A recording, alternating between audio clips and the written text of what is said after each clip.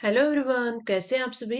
I hope अच्छे and स्वस्थ होंगे। आप सभी का स्वागत है आपके अपने यूट्यूब चैनल लर्न विद प्रीत चौधरी में। आज की जो हमारी क्लास रहने वाली है, ये क्लास रहेगी आपके आरएस में मेंस पेपर है फोर्थ की, और आपके फोर्थ पेपर में भी किसकी, हिंदी की। हिंदी में अगर हम पार्ट फर्स्ट की बात करें यानी पार्ट ए की बात करें तो आपका व्याकरण रहने वाला है। हमारे व्याकरण के 5 क्वेश्चन रहेंगे, यानी 5 आपके टॉपिक के रहेंगे, और उसमें हम 10-10 क्वेश्चंस की है वो प्रैक्टिस करेंगे। आपका जो पार्ट बी में जो आपका कल आंसर राइटिंग के लिए टॉपिक दिया गया था, उसको अच्छे से आंसर राइटिंग करेंगे, और अगले टेस्ट के लिए आपको एक क्वेश्चन दिया जाएगा।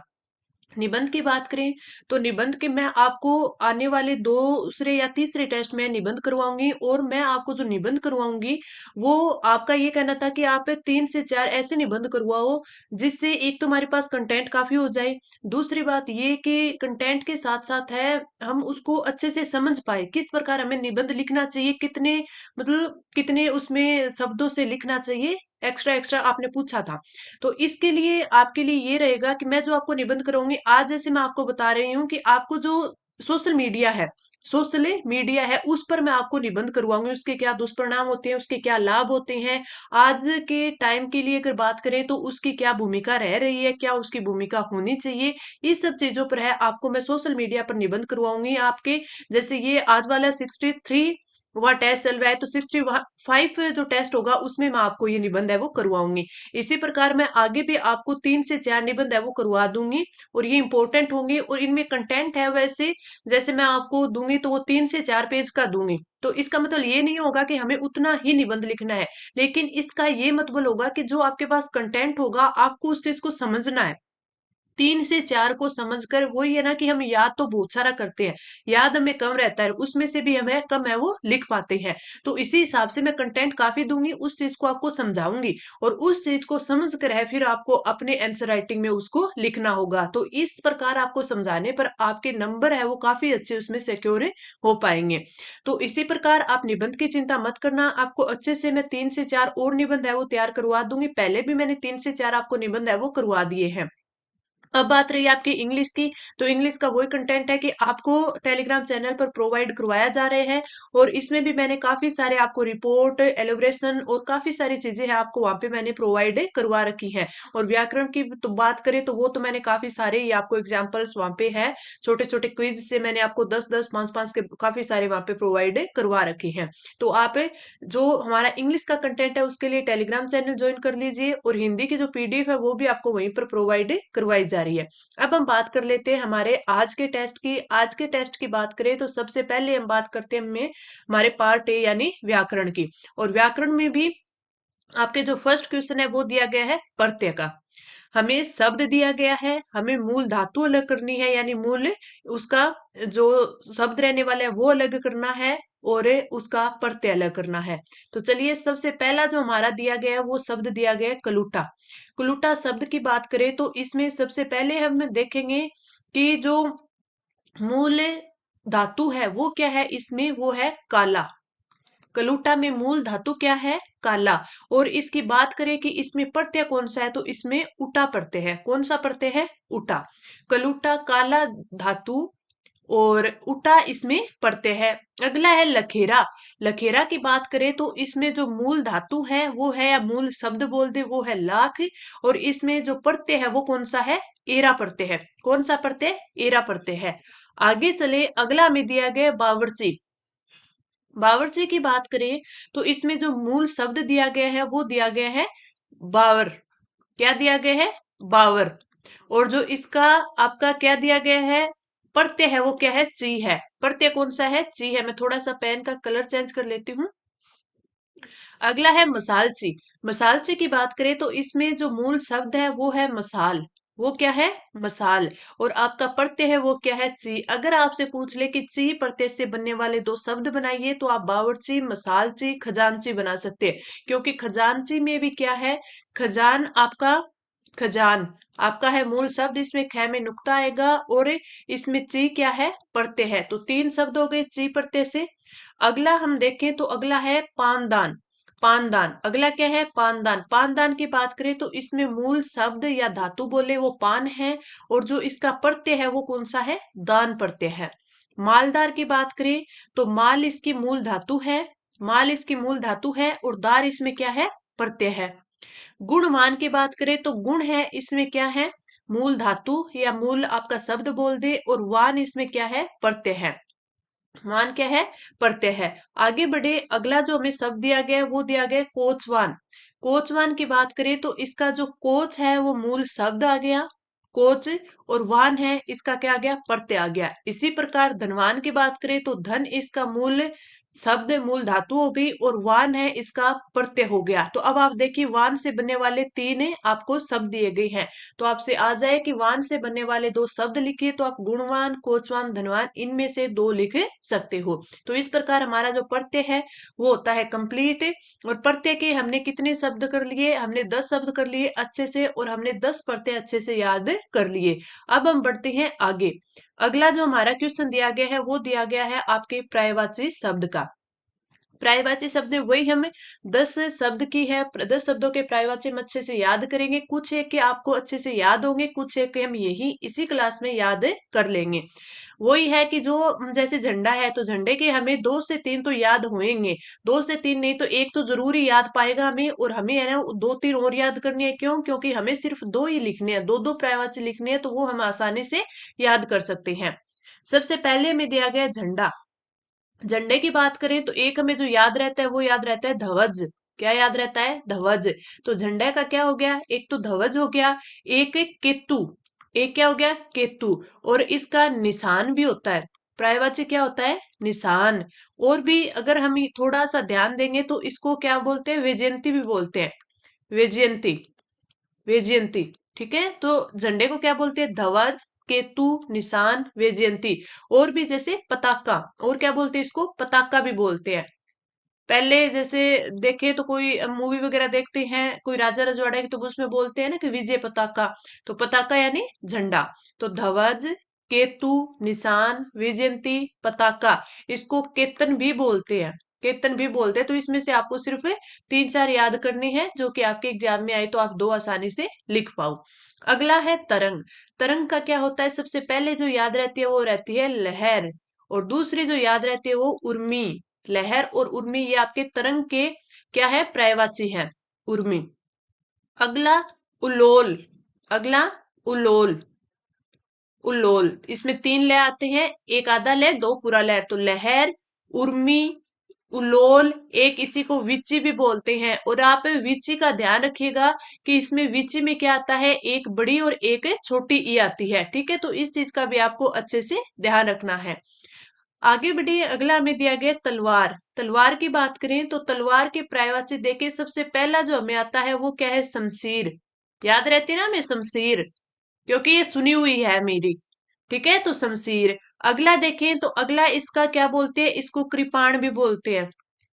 तलवार, शमशीर, कृपाण, खड्ग, खड्ग भी बोलते हैं इसको। और क्या बोलते हैं, अस्सी भी बोलते हैं। ये हमने आपको याद हो तो 80 वाला किस में याद किया था, 80 और एक 80।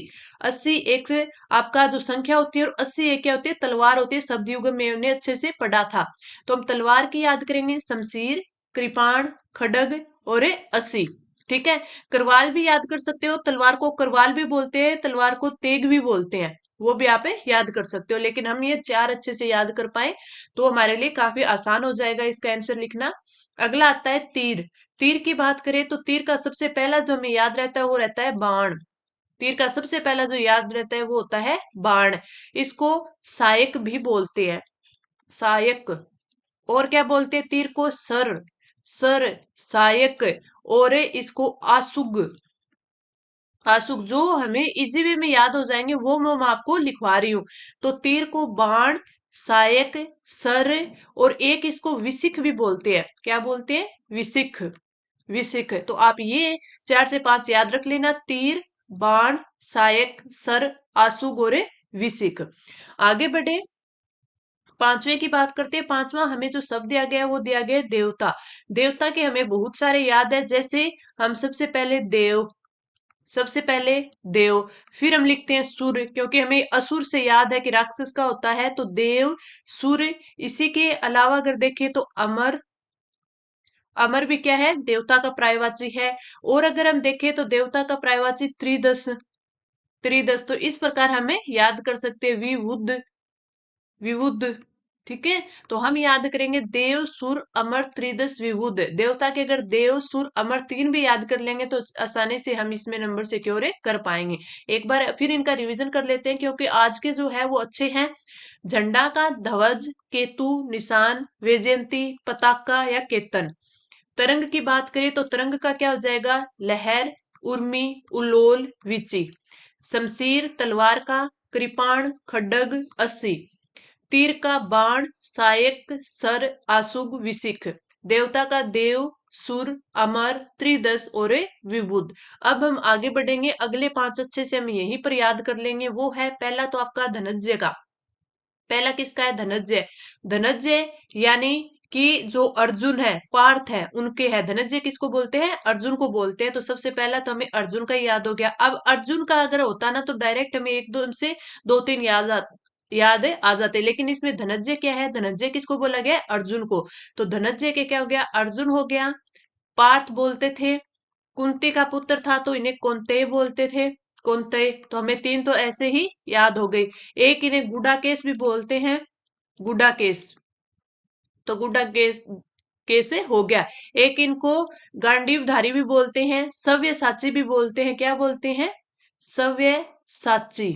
ठीक है, अब कमेंट करके बताना, मैंने आपको बताया हुआ है कि सव्यसाची क्या होता है। कमेंट करके बताना सव्यसाची क्या होता है। तो धनंजय के अर्जुन, पार्थ, कौन्तेय, गुडाकेश, सव्यसाची और इन्हीं को गांडीवधारी भी बोलते हैं। अगला आता है धनुष।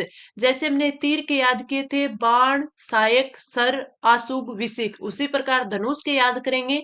धनुष का सबसे पहला कमान, दूसरा चाप, तीसरा पिनाक, चौथा कोदंड। चौथा कौन सा, कोदंड। तो ये चार हमें याद रखने हैं। कोदंड, यहाँ पे ग नहीं, ड आएगा, कोदंड, कोदंड। ठीक है, अगला है धाम। धाम यानी घर, धाम यानी घर। सदन, सदन, मकान, गृह, घर, गृह, निकेतन, निकेतन।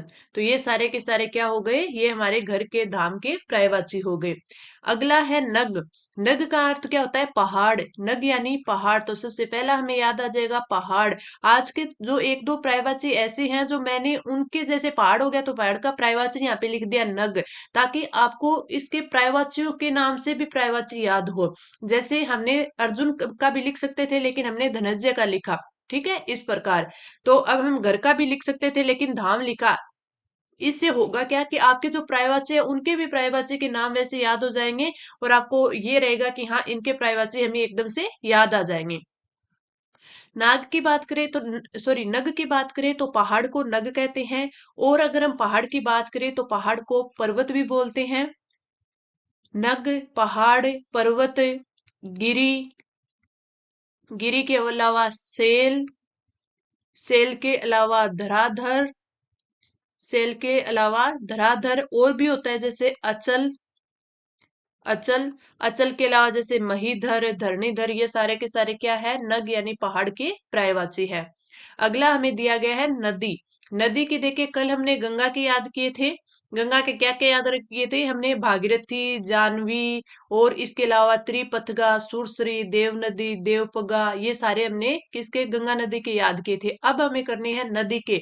तो नदी, नदी की सबसे पहले हमें याद रहती है, वो रहता है पर्यायवाची सरिता। नदी का सरिता, आपगा, सरिता, आपगा, तटिनी, तटिनी, सेलजा। ये सारे के सारे नदी के पर्यायवाची जो कि हमें अच्छे से याद है। इसके अलावा सिंधुगामिनी भी इसको बोलते हैं, निमनगा भी बोलते हैं, निर्झरनी भी बोलते हैं। लेकिन हमें सिर्फ तीन चार याद करने हैं, तो हम अच्छे अच्छे जो इजी है वो हम यादें कर लेंगे, सरिता, आपगा, तटिनी और सिलजा। अब हमारे यहाँ पे 10 पर्यायवाची है वो कंप्लीट होते हैं। हम चलते हैं अगले क्वेश्चन पर, और अगला जो हमारा क्वेश्चन है वो है वाक्यांश के लिए एक सार्थक शब्द। तो वाक्यांश के लिए एक शब्द है, हम यहाँ पे करेंगे। अब सबसे पहले हम देखेंगे, दिया गया है बहुत कम बोलने वाला। बहुत कम बोलने वाला, तो इसका क्या होता है, बहुत कम बोलने वाले का इसका होता है अल्पभाषी। इसका क्या होता है, अल्पभाषी। तो अपन लिख देंगे बहुत कम बोलने वाला अल्पभाषी। आगे बढ़े, अगला है जो घोड़े पर सवार है या घुड़सवार। जो घोड़े पर सवार है या फिर घुड़सवार, जो घोड़े पर सवार है यानी घुड़सवार, उसको क्या बोलते हैं, उसको बोलते हैं अश्वारोही। अश्वा, अश्व घोड़ा, अश्वारोही। ठीक है, यानी घुड़सवार को। अगला आगे बढ़े, जो आया हुआ हो, जो आया हुआ हो वो होता है आगत। जो आया हुआ हो वो क्या होता है, आगत। जो अभिनय करती हो, अभिनेत्री। जो अभिनय करती हो, अभिनेत्री। अगला हमें दिया गया है, जो अभिनय करता हो, अभिनेता। एक्टर, अभिनेता। अभिनेत्री, एक्ट्रेस, अभिनेता। क्या लिखेंगे, अभिनेता, जो अभिनय करता हो, अभिनेता। ठीक है, अभिनेता। आगे बढ़ते हैं, अगला, जो बिना वेतन के कार्य करता हो। बिना वेतन के कार्य करता हो तो यानी वेतनिक, और बिना वेतन के अवेतनिक। क्या हो जाएगा, अवेतनिक। बिना वेतन के काम करने वाला अवेतनिक है। विधि के विरुद्ध, विधि के जो विरुद्ध होता है वो होता है अवैध। क्या होता है, अवैध, गैर कानूनी। ठीक है, और विधि में आप देखना दोनों की दोनों क्या है, छोटी ई की मात्रा है, जैसे आपकी लिपि में होती है। लेकिन नीति में ध्यान रखना, नीति में ये वाली और ये वाली होती है।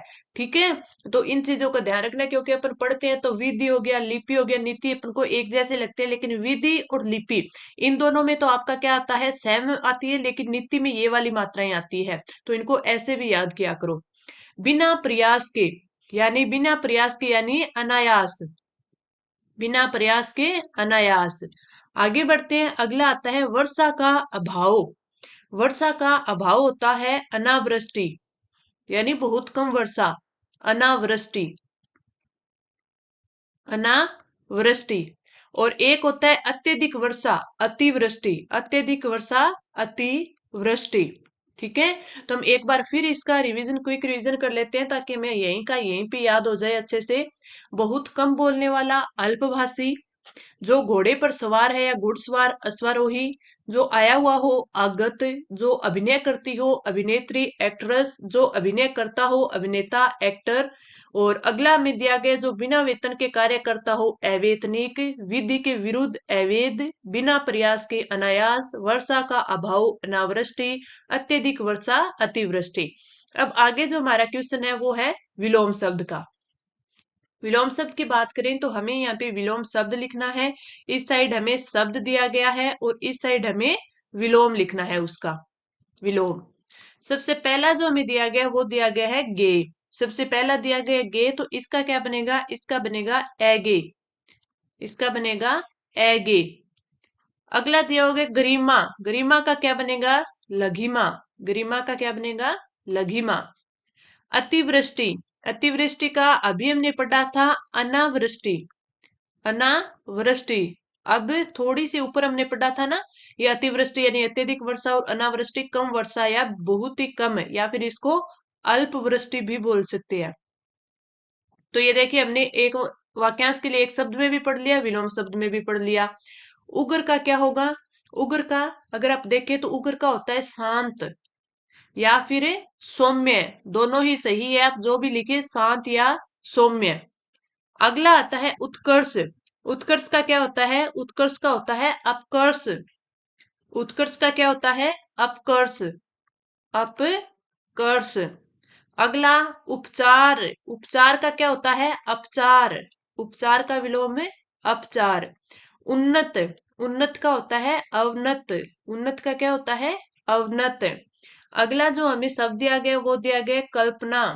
कल्पना किसी चीज की करना और उसका उल्टा हो जाए, यथार्थ में जीना। किसमें, यथार्थ में।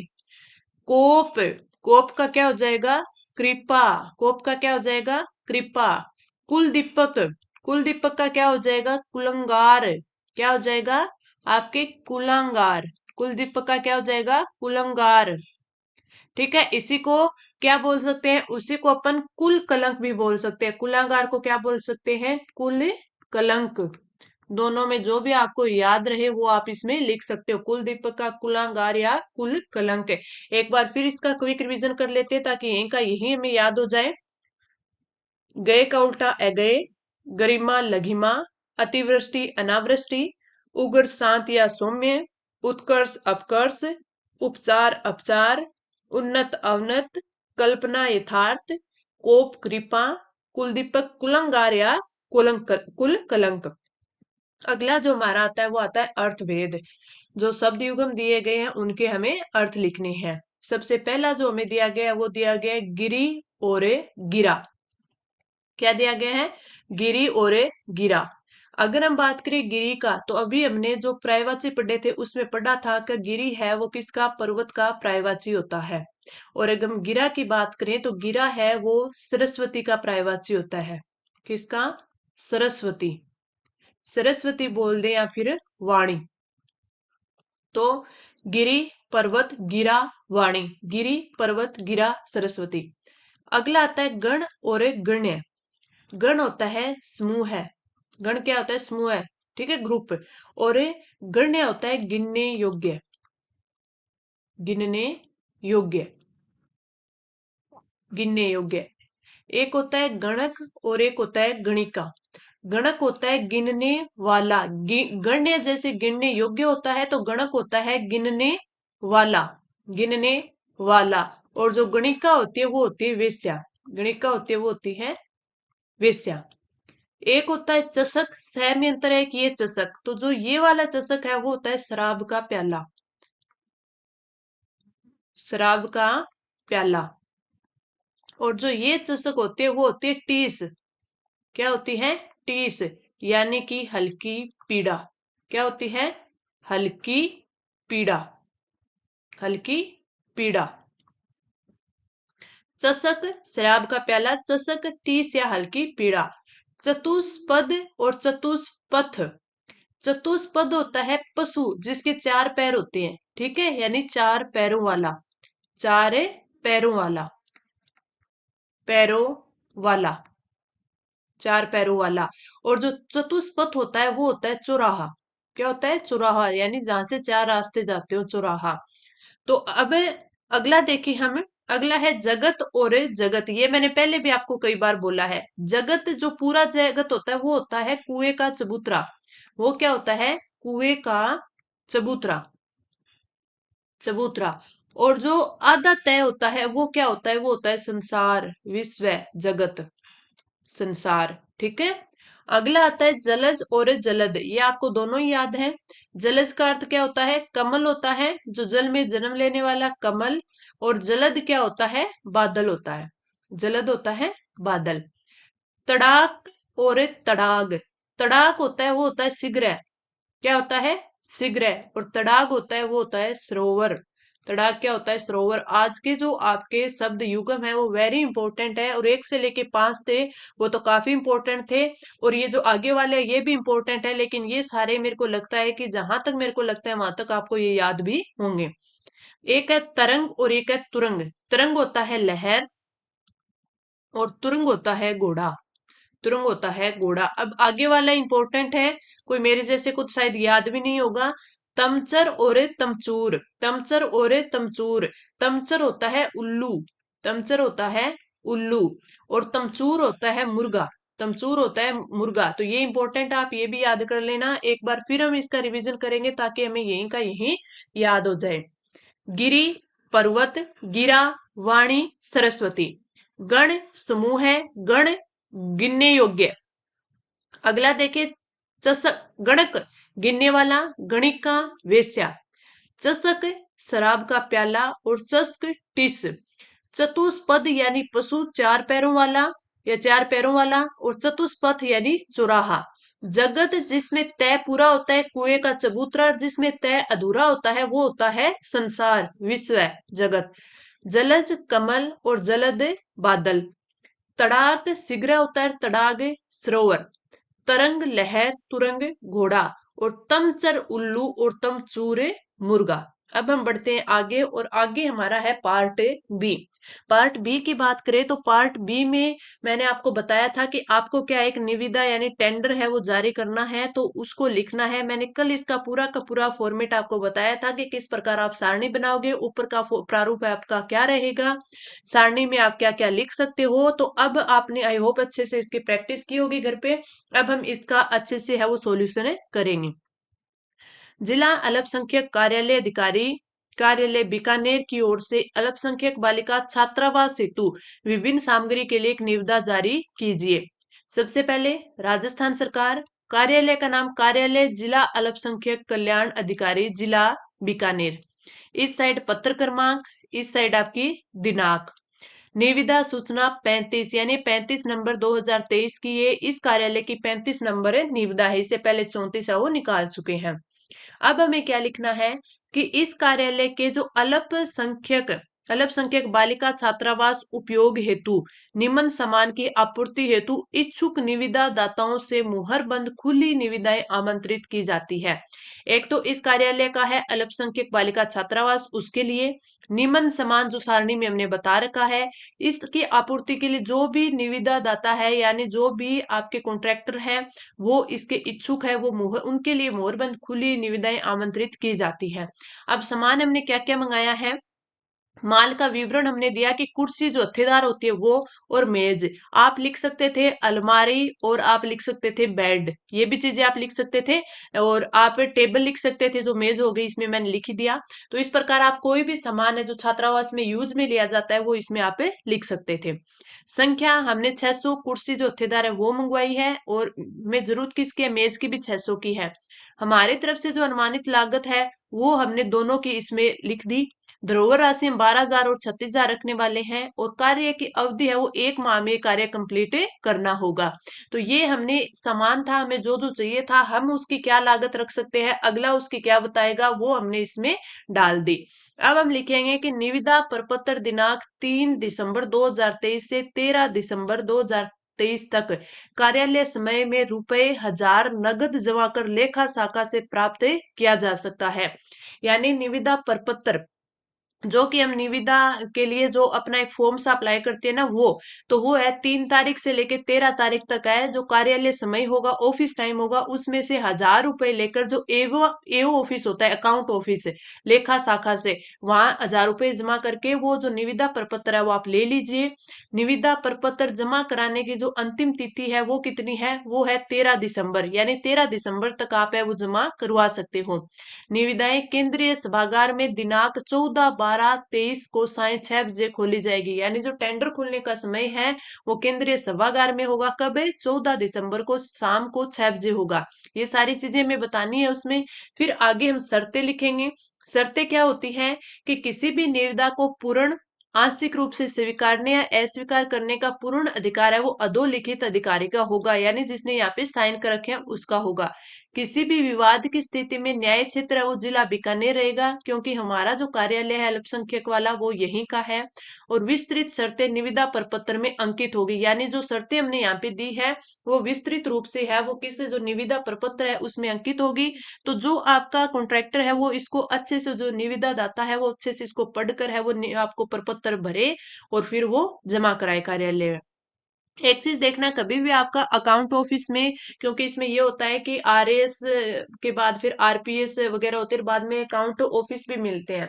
ठीक है, अगर आप जूनियर अकाउंटेंट का पेपर दे रहे हो और किसी में आप अगर जूनियर अकाउंटेंट में भी लगते हो, तो ये जनरल नॉलेज की बातें भी, जब कभी भी आपको निविदा या टेंडर खोलने में आपको जो 3 जनों की कमेटी होती है उसमें कभी भी बिठा दिया जाए, तो ये आप ध्यान रखना कि जब भी कभी ये टेंडर यानी ये निविदा खुलती है, तो जो आपका कॉन्ट्रैक्टर होता है यानी निविदा दाता होता है, जिन जिनके जैसे 3-4 कॉन्ट्रैक्टर के ये निविदा आती है, हो सकता है ज्यादा की भी आए। ठीक है, तो उन लिफाफों को खोलते हैं तो किसी का भी जो ये प्रपत्र दिया होता है भर के, उसमें अगर वो अपनी शर्तें इंक्लूड कर देता है, अपनी शर्तें वो इंक्लूड कर देता है, तो वो वहीं खारिज हो जाता है। जो निविदा होती है, टेंडर होता है, उसका नियम होता है, रूल होता है कि जो कॉन्ट्रैक्टर होता है वो अपनी शर्तें लागू नहीं कर सकता। अगर कहीं पर भी उसने अपनी शर्तें लागू कर रखी है तो उसको वहीं पर निरस्त कर दिया जाएगा, रद्द कर दिया जाएगा, यानी वो जो कॉन्ट्रैक्टर होगा वो इस निविदा से बाहर हो जाएगा। उसको नहीं माना जाएगा कि उसने इसके लिए अप्लाई किया था। वही बात है, कोई जो आप मान लीजिए कि कोई स्टूडेंट है, वो एग्जाम दे रहा है, वो नकल करता हुआ पकड़ा जाता है, तो उसे उस पेपर से बाहर कर दिया जाता है। वही बात है कि अगर कोई कॉन्ट्रैक्टर है, वो शर्तें लिखता है कि नहीं, मेरी ये शर्त रहेगी, मैं इस शर्त पर ये काम करूंगा, तो वो वहीं पर निरस्त कर दिया जाता है। तो ये चीज थोड़ी सी आप ध्यान रखना। वैसे इस एग्जाम के लिए तो नहीं है, लेकिन अब भविष्य में इन फ्यूचर कहीं पर भी काम करें, अगर ऐसी कोई कंडीशन आपके सामने आए, आपको कहीं कभी कोई पता ना चले, कोई आपको ना बताए, तो ये चीजें थोड़ी सी आप माइंड में रख लेना। तो आगे फिर क्या करोगे, शर्तें लिखने के बाद है आप यहाँ पे जिला अल्पसंख्यक कल्याण अधिकारी, जिला अल्पसंख्यक कल्याण अधिकारी, जो आपका जो यहाँ पे अल्पसंख्यक कार्यालय का जो अधिकारी था, उसके यहाँ पे सील और सिग्नेचर लग जाएंगे। ये थी हमारी निविदा, मैंने आपको अच्छे से समझाई। आई होप आपको अच्छे से समझ भी आई होगी। अब हम बात कर लेते हैं अगले टेस्ट की, जिसमें हमारा अगला क्वेश्चन है वो रहने वाला है। अगले क्वेश्चन पे देखें, जो आप इसके आंसर राइटिंग करोगे, तो वो आपको दिया गया है, वित्त विभाग राजस्थान सरकार की ओर से एक परिपत्र जारी कीजिए, जिसमें समस्त शासन सचिवों, जिला कलेक्टरों व यहाँ पे सचिवों आएगा, ठीक है, जिला कलेक्टरों व विभागाध्यक्षों को वर्तमान अकाल की स्थिति में राजकीय व्यय में मितव्ययता हेतु आवश्यक निर्देश दिए गए हैं। तो आपको जारी क्या करवाना है, इसमें आपको जारी करवाना है परिपत्र।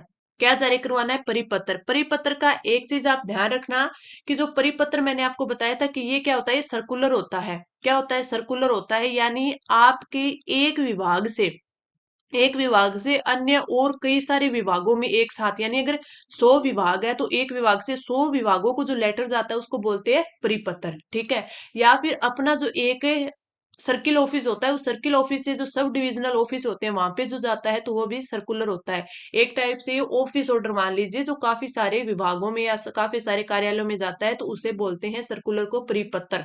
क्या बोलते हैं, परिपत्र। इसका प्रारूप मैं थोड़ा सा आपको बता दूंगी, बीच में आप कंटेंट डालना और अच्छे से इसकी आंसर राइटिंग करना। अगर मैं आपको इसकी बात करें, तो सबसे पहले आप यहाँ पे लिखोगे राजस्थान सरकार। राजस्थान सरकार लिख दिया। फिर ये क्या बोला है, वित्त विभाग, तो नीचे विभाग का नाम आ गया, वित्त विभाग। अब यहाँ पे पत्र क्रमांक लिखा जाएगा, यहाँ पे डेट लिखी जाएगी। उसके बाद इन्होंने किस किस को बोला है, समस्त शासन सचिवों को बोला है, तो यहाँ पे समस्त शासन सचिव आ जाएंगे।